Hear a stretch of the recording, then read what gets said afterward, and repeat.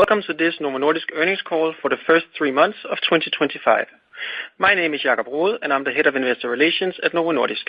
And with me today I have CEO of Novo Nordisk, Lars Fruergaard Jørgensen, Executive Vice President, US Operations, Dave Moore, Executive Vice President, International Operations, Mike Doster, Executive Vice President and Head of Development, Martin Holst Lange, and finally, Chief Financial Officer, Karsten Munk Knudsen.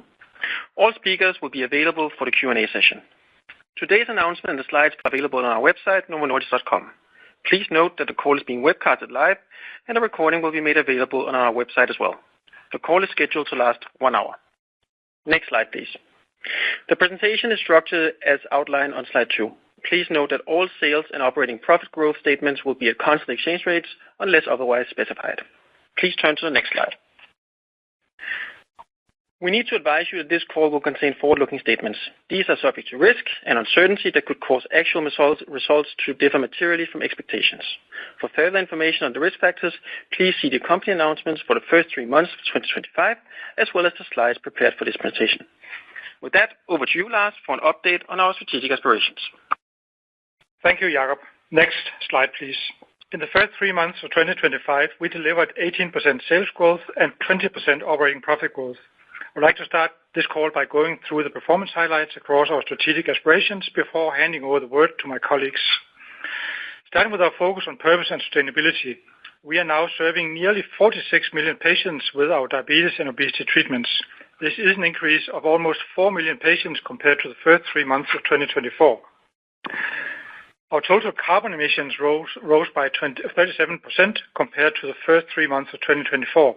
This was mainly driven by the acquisition of new production sites and capital expenditure activities related to expansion of manufacturing sites. These are also efforts to meet the high demand for our innovative treatments. To uphold our commitment to being a sustainable employer, we expanded the number of women in senior leadership positions to 42% compared to around 41% last year. In R&D, we completed the second and final pivotal trial, REDEFINE 2, with our next-generation obesity treatment, CagriSema. We remain on track for submission in the first quarter of 2026. Recently, our application for Wegovy 2.4 mg for the treatment of metabolic dysfunctional associated steatohepatitis, or MASH in short, was accepted by the US FDA and granted priority review. In addition, the new drug application for weight management for all semaglutide 25 mg, or as I personally will call it, Wegovy in a pill, has been submitted to the US FDA. If approved, this will be the first oral GLP-1 treatment for obesity in the US. Lastly, we are in-licensed 2 early-stage assets that show promise in addressing obesity and other cardiometabolic diseases. Martin will come back to this and our overall R&D milestones later. The quarterly sales growth is driven by both operating units. Dave and Mike will go through the details later. In terms of financial details, we delivered sales growth of 18% in the first 3 months of 2025. However, we have reduced our full-year outlook due to lower than planned branded GLP-1 penetration, impacted by the rapid expansion of compounding in the US. Novo Nordisk is actively focused on preventing unlawful compounding, as well as the efforts to expand patient access on our GLP-1 treatments. Karsten will come back to this later. We will continue to drive attractive growth and expand patient access to our innovative treatments. In the US, this includes recent initiatives with NovoCare Pharmacy, telehealth collaborations, and the CVS formulary decision. In international operations, there remains a large unmet need for patients, and we are excited to continue focused commercial efforts in existing and future markets in 2025. Furthermore, we realize the significance of our global footprint, including those activities based in the US. Novo Nordisk has a strong presence in the US with over 10,000 full-time employees across the value chain. This includes research and development and substantial manufacturing footprint. We have invested over $24 billion in the US over the past 10 years, including ongoing expansions and improvements to our manufacturing site in Bloomington, Indiana, and Clayton, North Carolina. The existing US tariffs does not materially change our financial outlook for 2025.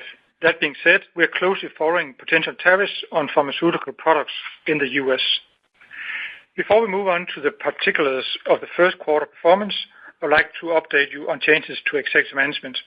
Please turn to the next slide. After nearly 30 years with Novo Nordisk, Camilla Sylvest decided to step down.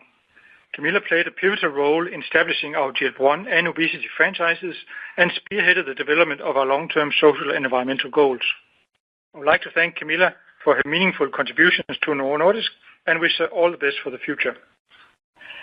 This development has triggered several organizational changes effective 3rd of April, aimed at enhancing the speed of decision-making and strengthening the execution focus within our operating units.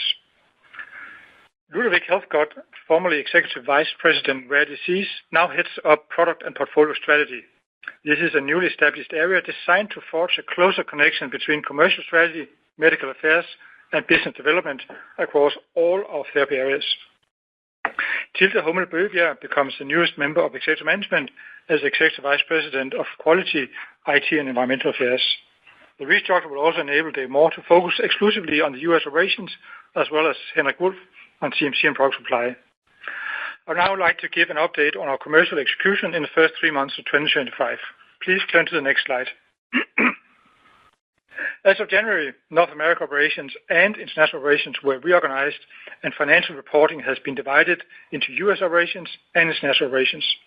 More details on the regions can be found in the company announcement.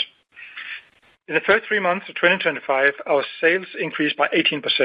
The sales growth was driven by both operating units, with U.S. operations growing 17% and international operations growing 19%. Our GLP-1 sales in diabetes increased by 11%, driven by U.S. operations growing 10% and international operations growing 13%.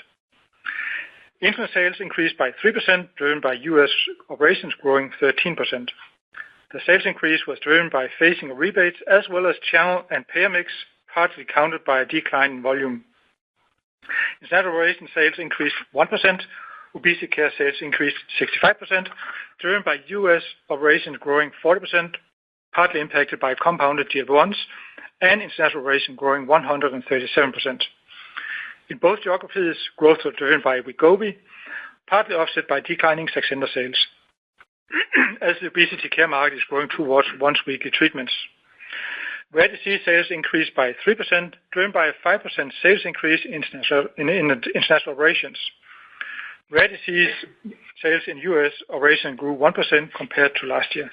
Please turn to the next slide. Today, Novo Nordisk remains the global GLP-1 volume market leader, serving nearly 2/3 of all patients on GLP-1 treatments across diabetes and obesity. Our ongoing scaling efforts have supported close to a tripling of GLP-1 patients reached over the past 3 years.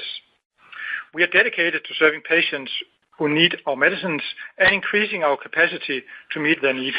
By integrating the 3 acquired fill-finish sites and expanding our existing capacities, we are ready to reach more patients with serious chronic diseases.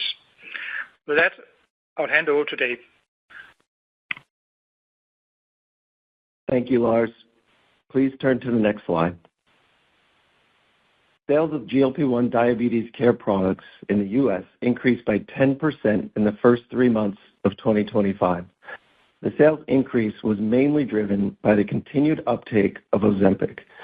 Following the U.S. approval of the FLOW data earlier this year, Ozempic is now the only GLP-1 receptor agonist proven to reduce the risk of chronic kidney disease in people living with type 2 diabetes and chronic kidney disease. Novo Nordisk remains the market leader in the U.S., with more than 50% market share measured by total monthly prescriptions. Please turn to the next slide. Wegovy sales increased by 39% in U.S. operations in the first 3 months of 2025. The Wegovy sales growth was driven by increased volumes, which were negatively impacted by wholesaler inventory movements. This was partially countered by lower realized prices.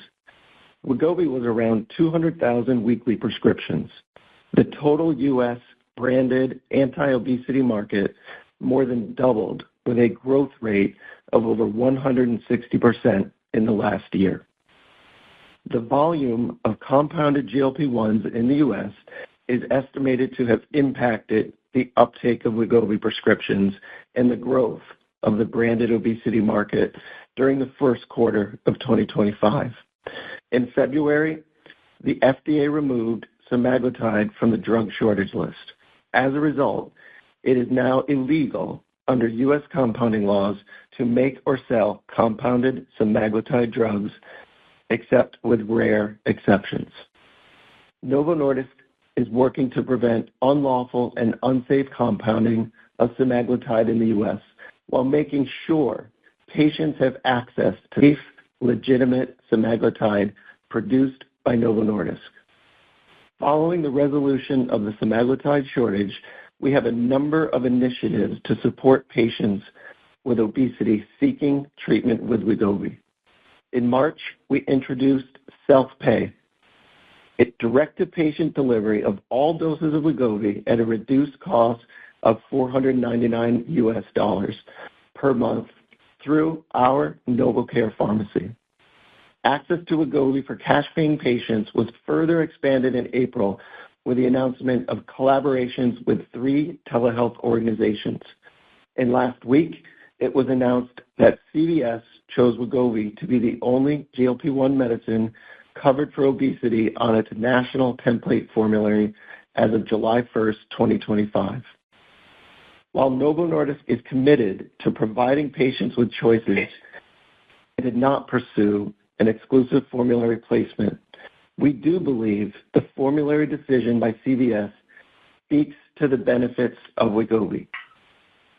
These include established cardiovascular benefits noted on the Wegovy label, and we await the FDA priority review of the promising data from the ESSENCE trial for potential inclusion of MASH as a primary indication in the label in the second half of 2025.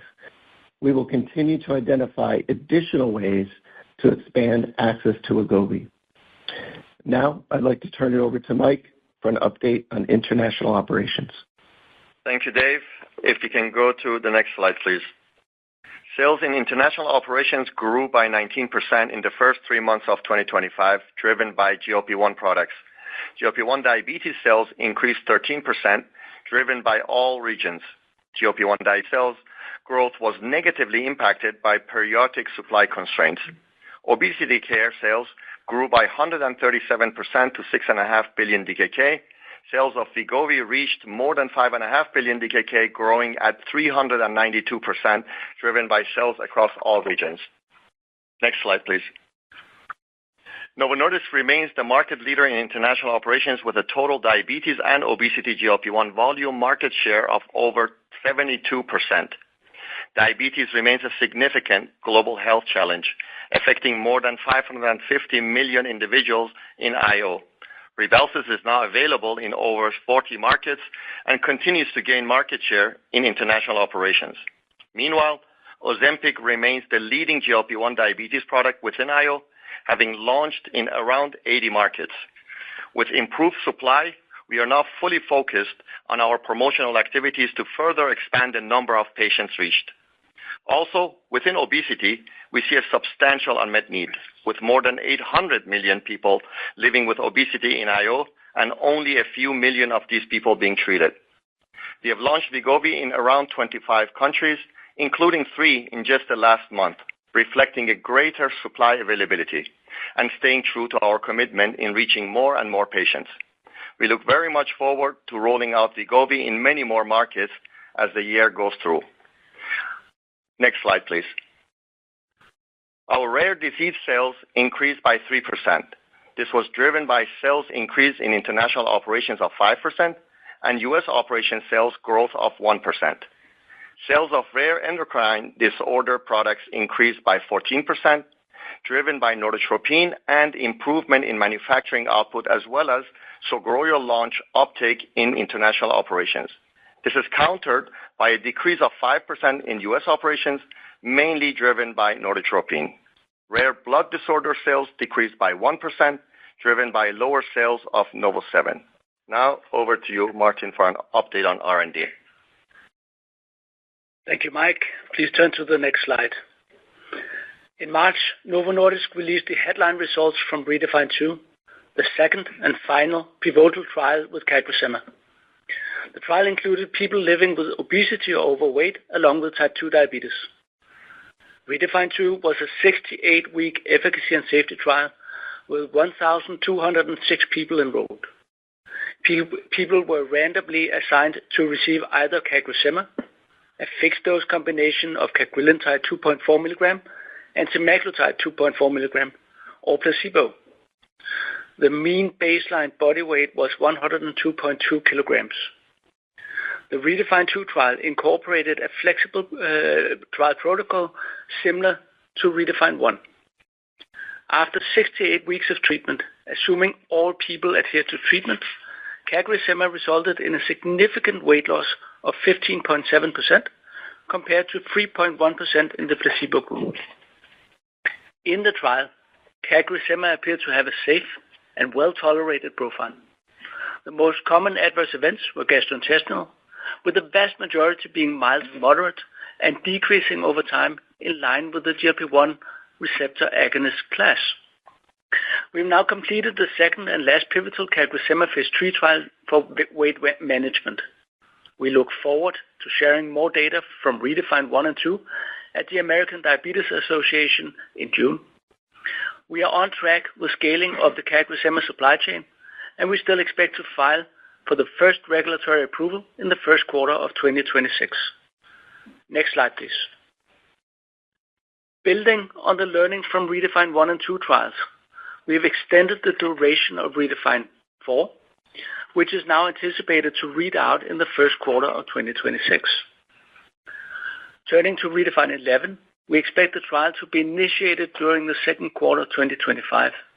The purpose of REDEFINE 11 is to investigate the potential for further weight loss by prolonging the duration of the trial to 80 weeks and focusing on dose re-escalation throughout the study. Next slide, please. In February, we submitted the oral semaglutide 25 mg to the US FDA as the potential first oral GLP-1 treatment for obesity. Oral semaglutide 25 mg demonstrates an overall efficacy and safety profile similar to once-weekly injectable semaglutide 2.4 mg. For context, I would like to revisit the OASIS 4 results. OASIS 4 was a 64-week efficacy and safety trial comparing once-daily oral semaglutide 25 mg to placebo in 307 adults with obesity or overweight with one or more comorbidities. In the trial, adults with obesity or overweight who received oral semaglutide 25 mg experienced an average weight loss of 16.6% from a baseline body weight of 105.9 kilograms when assuming full adherence to the treatment regimen. Around one-third of participants achieved a weight loss greater of 20% or more. Secondary endpoints from OASIS 4 demonstrated improvements in cardiometabolic risk factors such as waist circumference, blood pressure, and inflammation in patients treated with oral 25 mg versus placebo. In addition, oral semaglutide 25 mg appeared to have a safe and well-tolerated profile on par with semaglutide 2.4 mg. The full publication of OASIS 4 is expected later this year. Altogether, oral and injectable semaglutide has been studied in robust clinical development programs with more than 43,000 semaglutide-exposed patients and exposure from post-marketing use of over 33 million patient years.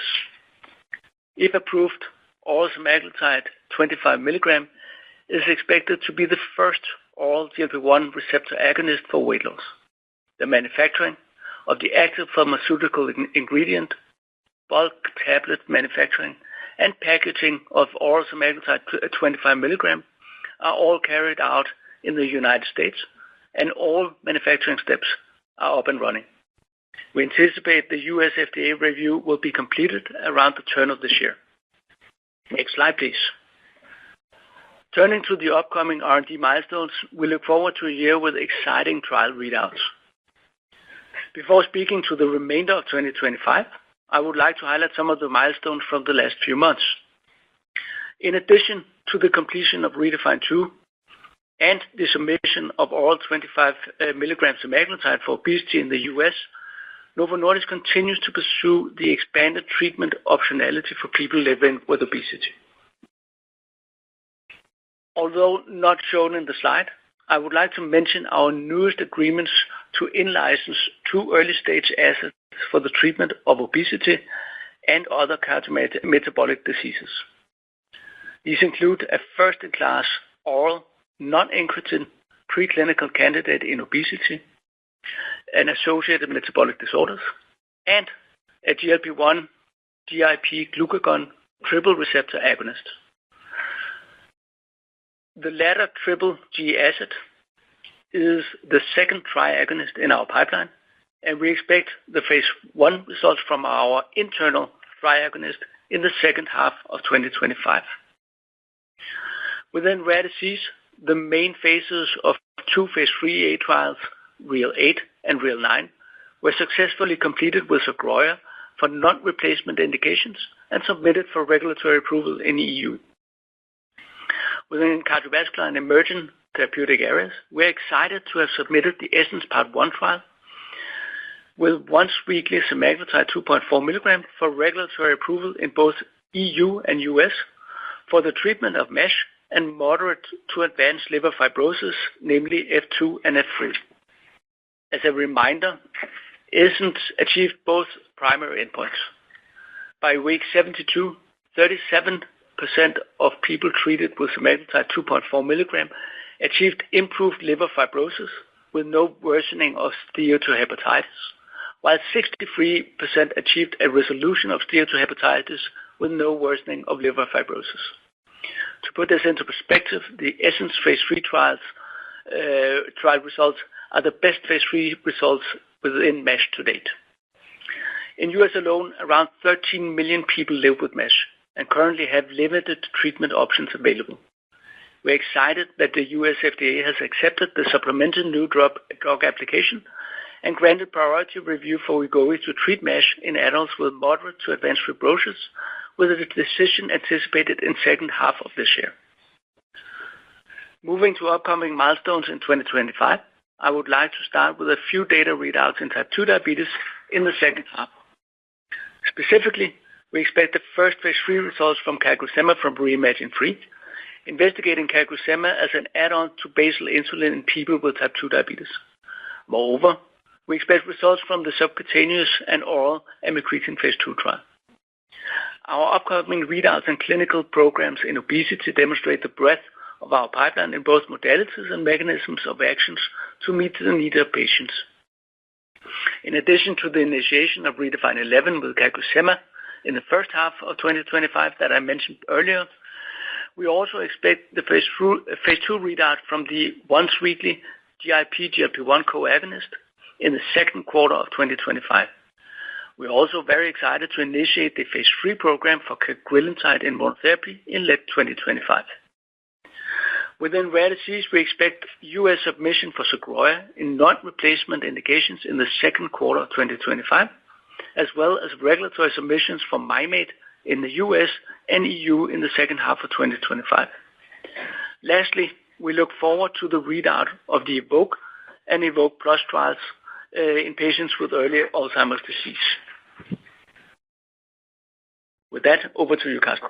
Thank you, Martin. Please turn to the next slide. In the first 3 months of 2025, our sales grew by 19% in Danish kroner and 18% at constant exchange rates, driven by both operating units. The gross margin decreased to 83.5% compared to 84.8% in the first 3 months of 2024. The decrease mainly reflects amortizations and depreciations related to Catalent, as well as costs related to ongoing capacity expansions, partially countered by positive product mix driven by increased sales of GLP-1 based treatments. Sales and distribution costs increased by 12% in Danish kroner and by 10% at constant exchange rates. In US operations, the cost increase is mainly driven by promotional activities related to Wegovy and Ozempic. In international operations, the increase is mainly related to Wegovy launch and promotional activities. Research and development costs increased by 20% in Danish kroner and 19% at constant exchange rates. The increase in cost is mainly driven by Obesity Care and reflecting increased late-stage clinical trial activity, as well as increased early research activities. Administration costs increased by 5%, both in Danish kroner and at constant exchange rates. Operating profit, as a consequence, increased by 22%, measured in Danish kroner, and by 20% at constant exchange rates. EBITDA increased by 23% in Danish kroner and by 21% at constant exchange rates. Net financial items showed a net loss of 1.8 billion Danish kroner compared with a net gain of 72 million Danish kroner last year. This primarily reflects losses on hedged currencies and financing costs related to the funding of the Catalent transaction. The effective tax rate was 21.6% in the first 3 months of 2025 compared to 20.4% in 2024. Net profit increased by 14% and diluted earnings per share increased by 15% to 6 kroner and 53 øre. Free cash flow in the first 3 months of 2025 was 9.5 billion Danish kroner compared to 5 billion Danish kroner in the first 3 months of 2024. Free cash flow is reflecting higher net cash generated from operating activities, partially countered by increased capital expenditure. Capital expenditure for property, plant and equipment was 13.4 billion Danish kroner compared to 8.4 billion in 2024. This was primarily driven by investments in additional capacity for API and fill finish capacity for both the current and future injectable and oral products. We have returned 36.7 billion Danish kroner to shareholders, mainly as dividends in the first 3 months of 2025.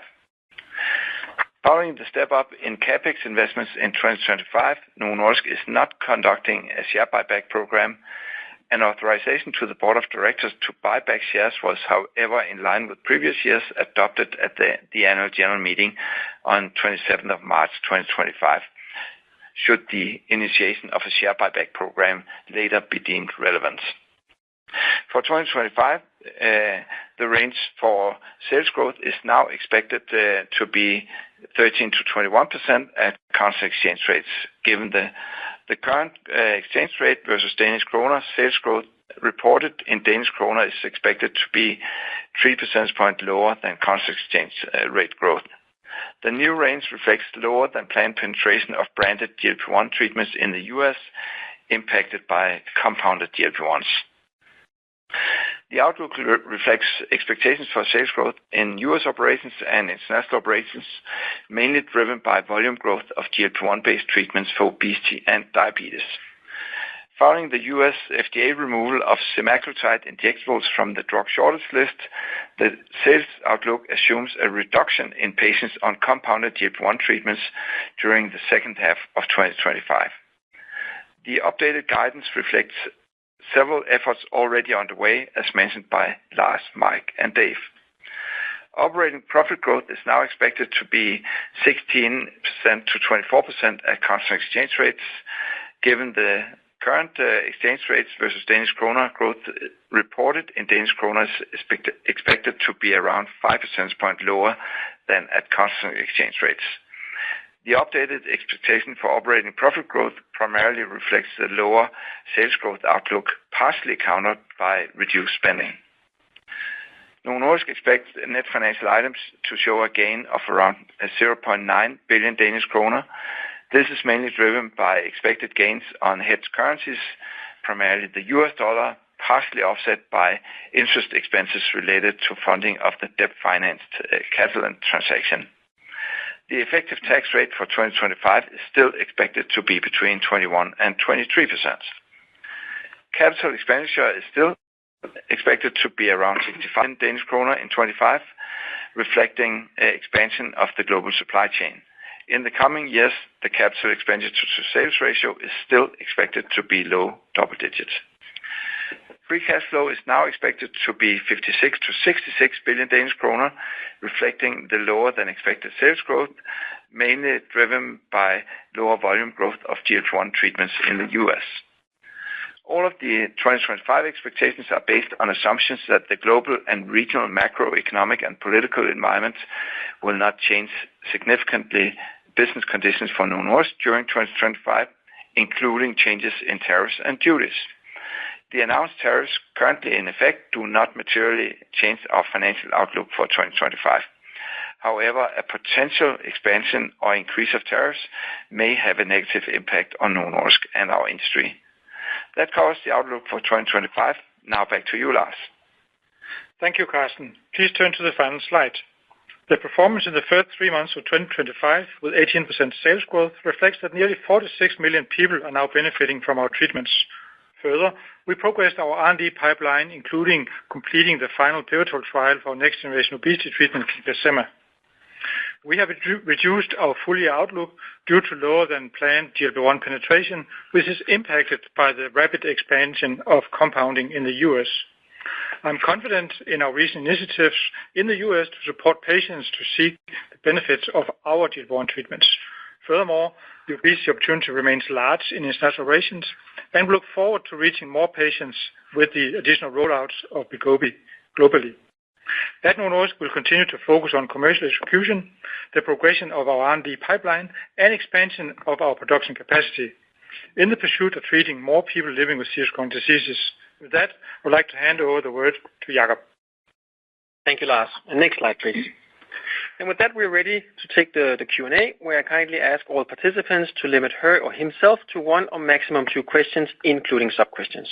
With that, operator, we are now ready to take the first question. Thank you. To ask a question, you will need to press star 1 and 1 on your telephone and wait for your name to be announced. To withdraw your question, please press star 1 and 1 again. We will now take the first question. And your first question comes from the line of Richard Vosser from JP Morgan. Please go ahead. Hi, thanks for taking my questions. 2, please. First one on the compounders in the US.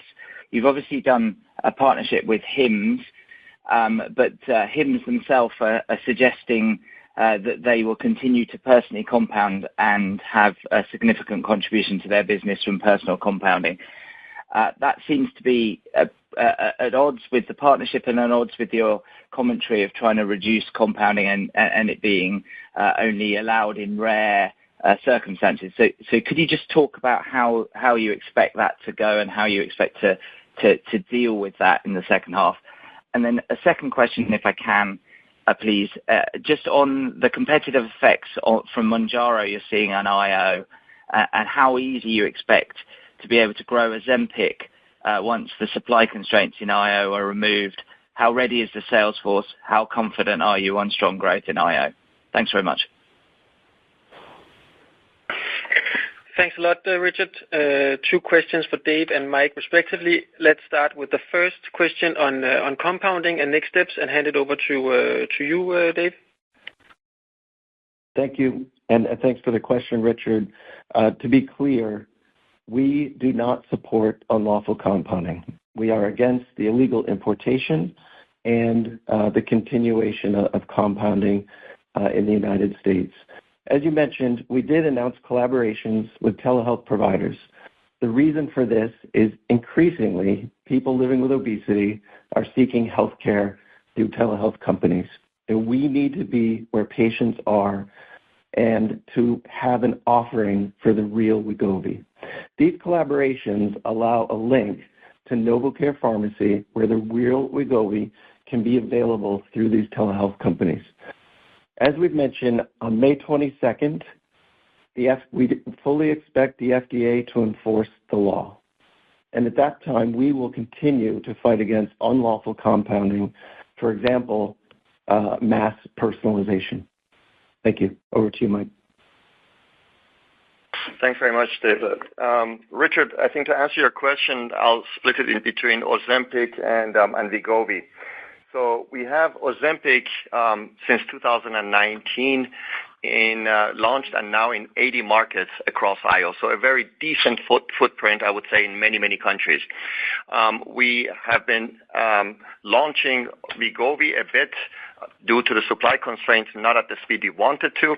Also partially because we were servicing and maintaining, of course, the patients that were on Ozempic. But now, starting from this year, as the supply constraints are lifted, we have seen an acceleration like you would not have seen before. Just in the last couple of months, 6 new launches and more to come as we go forward.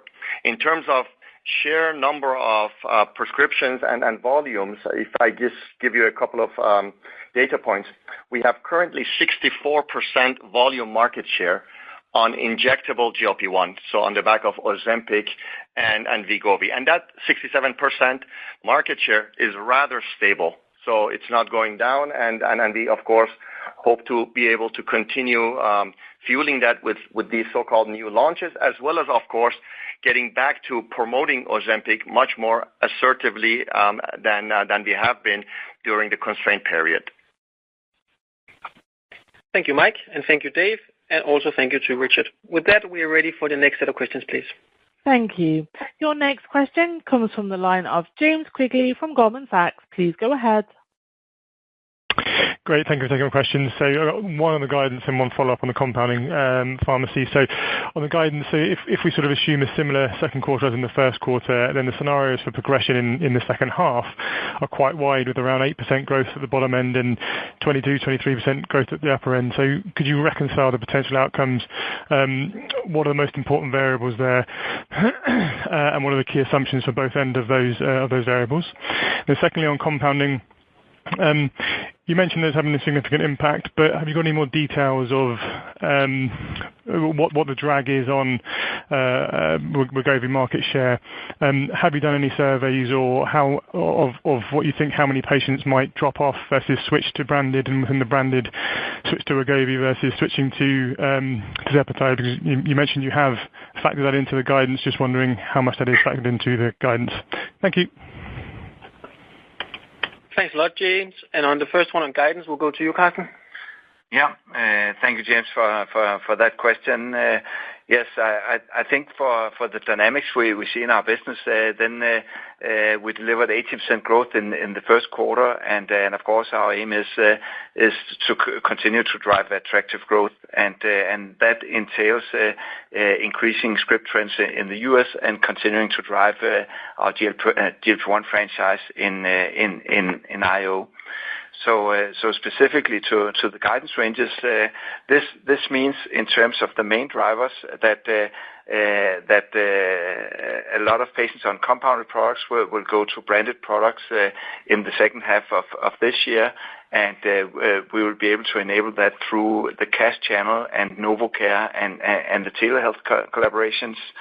We also do have a label update with MASH we spoke to before, classic commercial tactics, and then of course the CVS collaboration.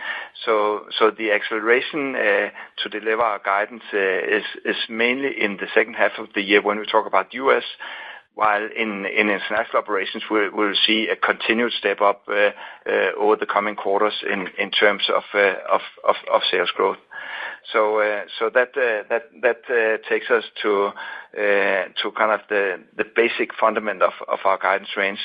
And I would say on compounding specifically, given that the data quality on number of patients on compounding is not very high, then it's based on market research where we're looking at 1 million or more patients on compounded GLP-1 today. And then we've made estimates based on how many patients will either be able to benefit from the personalized exception or will drop off treatment, and as a consequence, the rest will go to a branded product. So a number of assumptions, but we have a lot of tactics in place to be able to capture patients that will no longer be able to have a bulk compounded product with effect from the second half of this year, given some patients will also have inventories in place personally, and therefore the second half comments. Thank you, James. Thank you, James. And I think that also covered part of question 2. Anything from you to add, Dave, on what we see currently in terms of magnitude of compounding, potentially split on branded GLP-1 treatments as well? Yeah, thank you, Jakob. I will share that the market research that Carsten mentioned also gives us an idea that Certainly, semaglutide is overweight. We estimate 70% of compounding is of semaglutide. But I'd like you to focus on three things, three actions that we're taking to ensure that we're effective in this transition as compounding starts to wind down. Number one, we expand the cash offering. The $4.99 via NovoCare Pharmacy was purposeful and planned at the time when compounding would start to diminish, as well as the collaborations with telehealth companies. And soon, that cash offering will be available in all 9,000 CVS stores. Number two, we continue to expand better coverage for Wegovy. This helps for some of those patients that may be on compounding that have insurance and would have access to Wegovy for a low copay. And number three, as Karsten mentioned, we have targeted commercial efforts aimed at patients and healthcare practitioners so that we can focus on SEMA, the safety of real Wegovy versus compounding, as well as the availability and the affordability. Thank you. Thanks a lot, Dave, and also thanks to you, James. With that, we're ready for the next set of questions, please. Thank you. Your next question comes from the line of Peter Verdult from BNP Paribas. Please go ahead. Thank you, Pete here from BNP Paribas. Lars or Carsten, two quick ones. I suppose I'm still struggling just to understand where the disconnect has been with respect to your messaging given at February CMD in London about commercial execution being management's top priority and the prescription trends we've seen since then, especially when you have, as you said, 40 million commercial lives where most patients apparently only have to pay $25 a month to get access to Wegovy, and you've been smashing it with DTC and reps. So is it really only about the compounders, or do we have to consider your nearest branded competitor doing a better job? And then more quickly and secondly, just your thoughts on the recent orforglipron diabetes data, especially given scalability doesn't seem to be an issue there. So thanks very much. Thanks a lot, Pete. I think both of those go to you, Lars, but let's start with the first one on commercial execution as a priority. Yeah, thanks, Pete. You are right. This has been our focus for some time.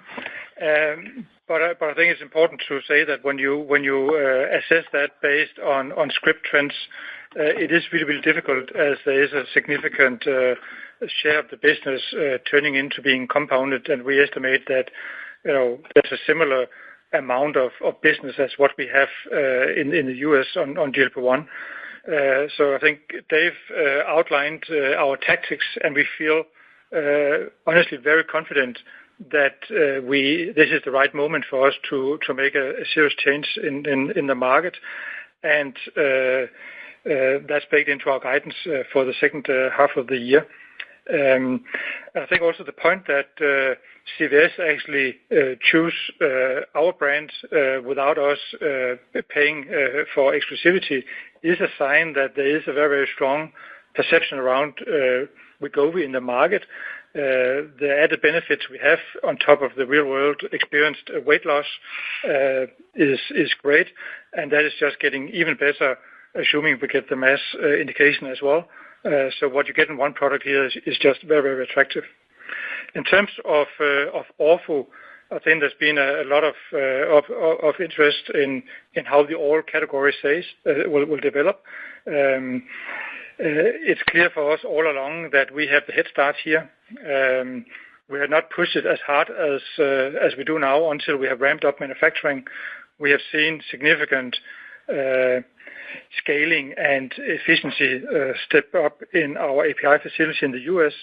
And when we submit the data to FDA, you can assume that we have what it takes to do a full launch in the US. And bear in mind, as was also alluded previously, this is a molecule with tremendous safety data, so more than 30 million patient lives. And I think we shouldn't belabor that point as physicians and patients make choice on a trusted product. And of course, the efficacy is similar to what we have with Wegovy. So really, Wegovy is in a pill. I think it's a very attractive offering. And assuming positive outcome with the agency, we're ready to give this a big push. And also on this point, show a very strong commercial execution. So thank you, Pete, for that. Thanks a lot, Lars, and thanks a lot, Pete, as well. And with that, we are ready to the next set of questions, please. Thank you. Your next question comes from the line of Martin Parkhøi from SEB. Please go ahead. Yes, good afternoon, Martin Parkhøi, SEB. Just two questions. Just last, coming back to CVS again, because one of the buzzwords that you have used for many years now is optionality, and I can understand that CVS is a win for Novo, win for Wegovy. But do you think it's a win for patients in US to lose optionality and exclude another obesity product? Then secondly, also back to the oral sema 25 milligram. I just understand that you said that you can run with full steam when you launch. But what kind of opportunity do you see?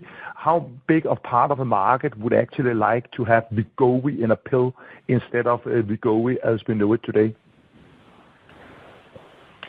Great. Thanks a lot for those two, Martin. And I think, again, both will go to you, Lars. So firstly, on the CVS one.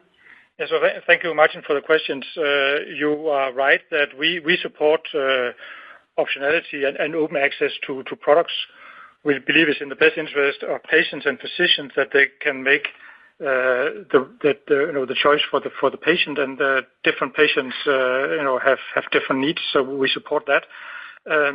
So this is a situation where it's not a decision made by us.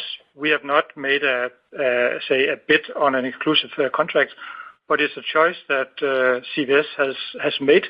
We appreciate the partnership we have with CVS over many years, and as Dave also alluded to, it's a partnership that now also includes our cash program in the 9,000 CVS outlets. So it's their choice. So it's not really something we have a say in. But of course, we do appreciate the perception about the product and what it can. And I think it talks to the real world experience of Wegovy, and of course also for our payer, what is the tangible value of reducing the risk of cardiovascular disease, and hopefully also near term, say, the best mesh profile you can think about. And getting all of that in one product is very, very attractive from a payer perspective. In terms of the all opportunity, I think it's important to note that this is about competition within a category of those who prefer an all. We believe a majority of patients would still benefit the best from being on injectable therapy. That's where you get typically efficacy. And also we have learned over the past few years that weekly injection is actually very, very convenient. Having to deal with your disease once a week in a very simple device solution is very convenient for patients, and I think physicians are nowadays very comfortable in prescribing injectable. Having said that, there are patients who prefer an all, and we are pleased that we can compete very well in this segment. We believe it will be way smaller than the injectable segment, and being first to the market with a known molecule, known efficacy, known safety, and also a very some try to say that it's not as convenient. In our view, it is very convenient. You wake up in the morning, you take a tablet with some water, and you're ready for your day. So we believe we can play very well in a smaller segment compared to the overall injectable category, and we'll be first, assuming a positive regulatory outcome. Thank you, Martin. Thank you. Thank you, Lars, and thank you, Martin. And then we're ready to move on to the next question, please. Thank you. Your next question comes from the line of Michael Nedelcovych from TD Cowen. Please go ahead. Thank you for the questions. I have two. My first relates to potential political risk. The current administration in the U.S. has at times singled out GLP-1s when it raises the issue of apparent price disparities between the U.S. and other countries. Novo is presumably deep into negotiations with CMS about the IRA price discount for semaglutide starting in 2027. Do you sense any risk that the administration plans to take this as an opportunity to make an example of GLP-1s and demand a particularly severe price cut? That's my first question.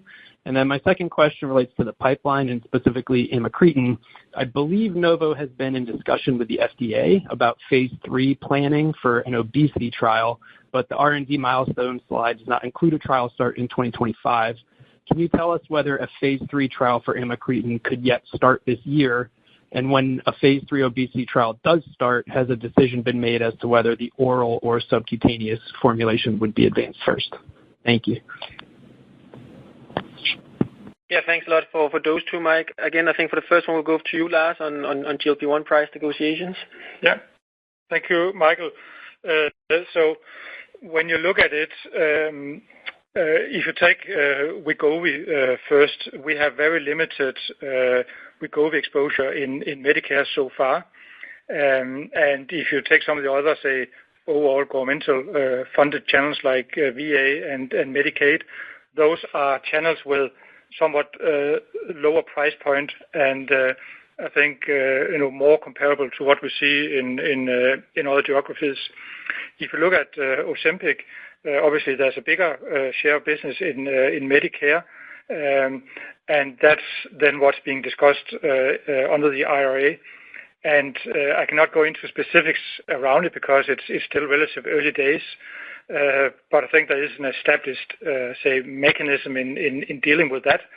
So I would actually say from an overall political risk point of view, I actually think we're in a good spot because our book of business pricing exposure is either lower or is already in ongoing price negotiations compared to perhaps other products that sit in parts of Medicare with higher price point or has not yet been opened up for negotiation. So I see a relative limited, say, additional risk compared to what we're already facing.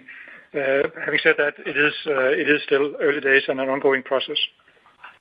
Thanks for that, Lars. And for the second one on amycretin, we'll hand it over to you, Martin. Yeah, thank you very much for the question. So not a lot of new to add from last quarter. As you know, the process is to submit an end of phase 2 package specifically to the FDA, but also to other regulatory authorities. We are in that process and expect an outcome within the next couple of months. Then we will know, and this is what we plan for. This is what we expect if we can progress into phase 3.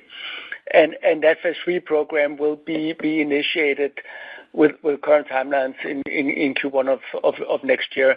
And the focus for the phase 3 program will be both oral and injectable.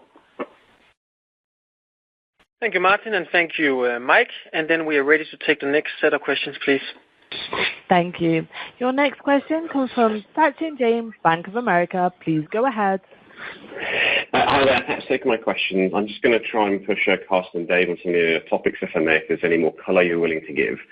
So firstly, on the compounded sema sort of patient funnel, Carsten, whether you could just give us any color as to what you're seeing for inventory in the system. We've heard estimates as anywhere between 3 and 12 months.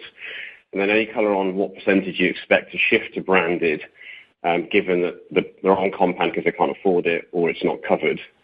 And then I'm going to be provocative on the branded capture. Some of what we hear is as these patients come off compounded sema, cash patients may prefer Lilly given a cheaper syringe and vial strategy, and Zepbound perception, efficacy, safety is beginning to edge Wegovy. So I know that's provocative, but I wonder if you could just touch on that.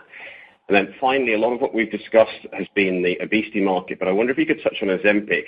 I'd assume limited compounding impact, market slowing down, you're losing share to Mounjaro, so it's not exactly clear to me what changes there second half. Thank you.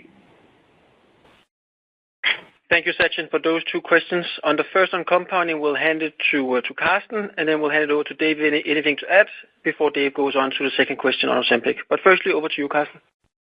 Yeah, thanks, Sachin. And And I wish I could give you like razor sharp data points based on high quality market data, but this is a fairly young segment in terms of data and market research.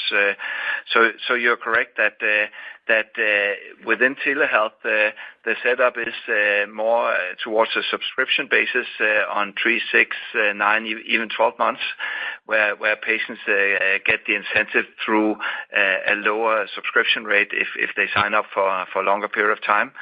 So yes, most likely there will be some patients sitting with inventory on May 22nd. We don't have really good data on that, but that's also why we're cautioning in our outlook section of our company announcement that the market should expect a step up mainly in the second half of this year from compounding and of course the CVS contract. As to brand and drop off to different solutions, price sensitivity, etc. I'll hand that over to Dave on the in-market understanding of that one. Over to you, Dave. Thank you, Carsten. We believe the strong label of Wegovy, as well as the brand awareness of Wegovy, and the fact that the semi-compounded is overweight, we think that there is certainly a focus with healthcare practitioners to maintain that continuity of care. And what we've heard is the availability of branded Wegovy through these new channels, meeting the patients where they are, is a very important step in terms of that transition and the funneling of patients.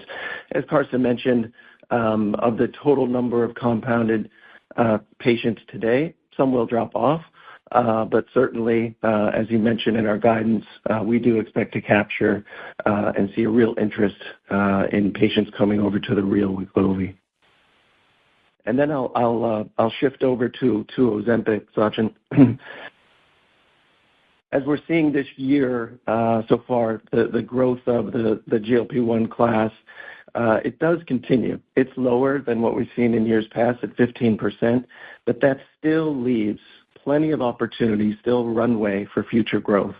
And this continues to be a game around NBRX and our commercial leverage. So here are the things that we're focused on in the U.S. with Ozempic.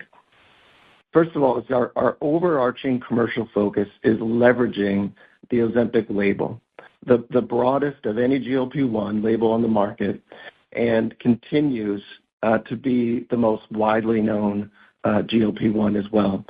Our commercial efforts during this year include the launch of a new campaign called the Ozempic Era campaign.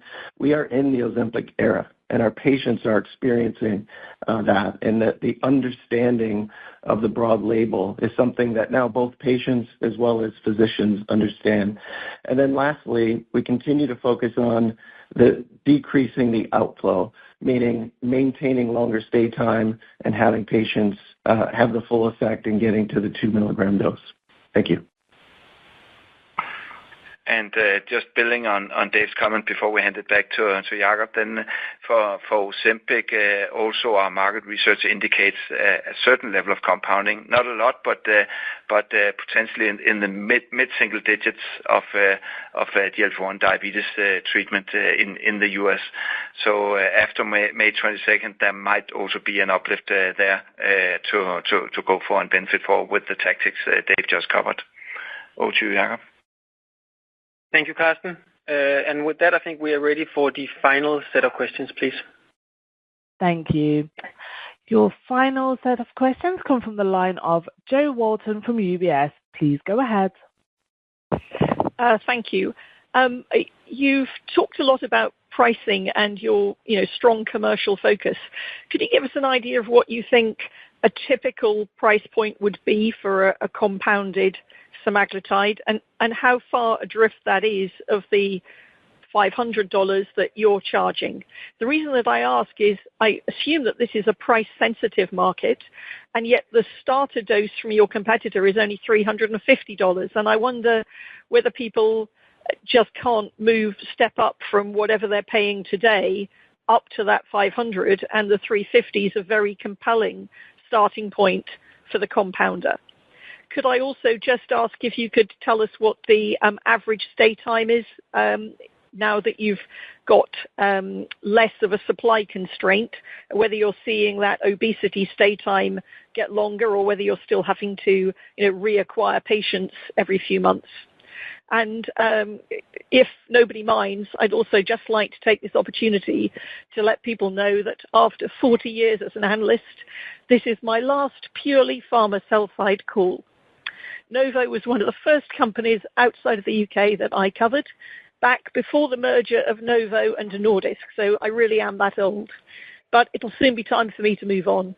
I have a couple of projects I need to complete before I leave the UBS team fully in Matthew's very capable hands.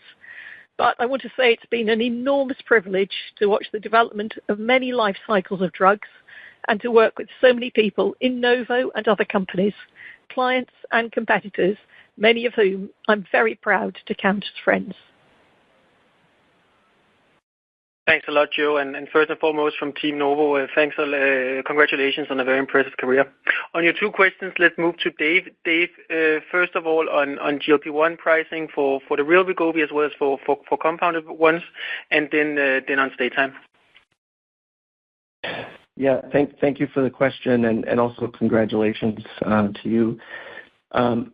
There is a range of prices that we hear in the marketplace, and it really does depend on whether or not that is a bundled price with a telehealth company in terms of offering their telehealth services as well as medicine. As you pointed out, it is less for the compounded GLP-1 than what we're seeing in terms of the cash prices, no question.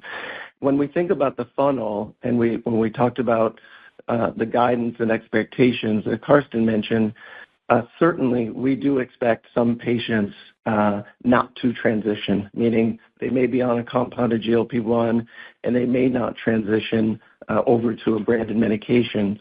One of the things that's important for us, though, is to ensure that we are educating around the availability of Wegovy through commercial insurance. We have over 55 million Americans that have coverage for Wegovy where they would receive the medicine for a low branded copay. And what we've learned is many patients on compounded GLP-1 do have insurance. So educating them, doing insurance verification as part of our commercial efforts is also important. And then to answer your question on stay time, the current 12-month average stay time is around 7.4 months. That continues to increase as the brand grows and more patients continue with their therapy over time. Thank you. Thank you, Dave, and thank you, Joe. And with that, we are done with the Q&A, please, and I'll hand it over to Lars for a set of final remarks. Yeah, thank you, Jacob. We delivered 18% growth in the first quarter driven by our innovative treatments, and we had to lower our guidance for the year because of how big compounding has been of semaglutide. I hope you feel we have a clear plan for how to counter that, close that down, and really use our commercial tactics outlined today to gain a fair share of those patients. We remain very confident in the market opportunity, the number of people with obesity willing and interested in seeking care, and as we scale capacity and progress with our R&D pipeline, not least all sema 25 milligram, and I would also say upcoming data for CagriSema, we feel really excited about our opportunity in this space. So I'll close with that and also thank Joe and wish you best of luck for the future. And thank you all for participating in this call. Thank you. Bye-bye.